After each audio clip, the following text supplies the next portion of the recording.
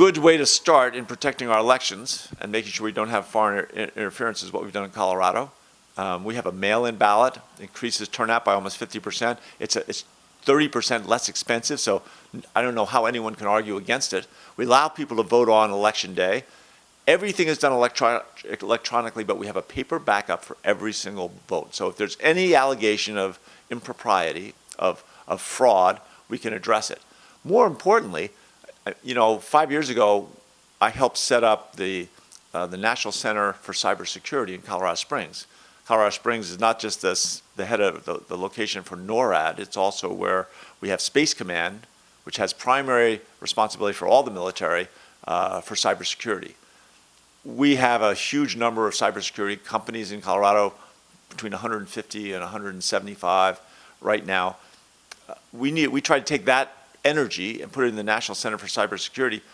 We don't have any protocols for cybersecurity. There's no punishment when Russia tries to involve and change and direct the outcome of our most sacred democratic institution, our elections.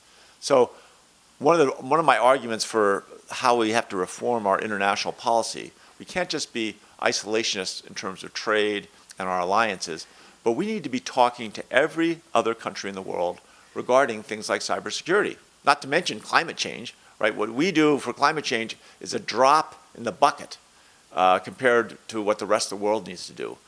We are only going to be successful in any of these efforts, cybersecurity, climate change, whatever, if we are creating the best practices and we have the network and constant engagement with the global countries to make sure we're all working together. The planet has shrunken and we are more interconnected than we ever dreamed we would be. And it allows vulnerabilities and risks like our election system it's glaring how vulnerable we can be.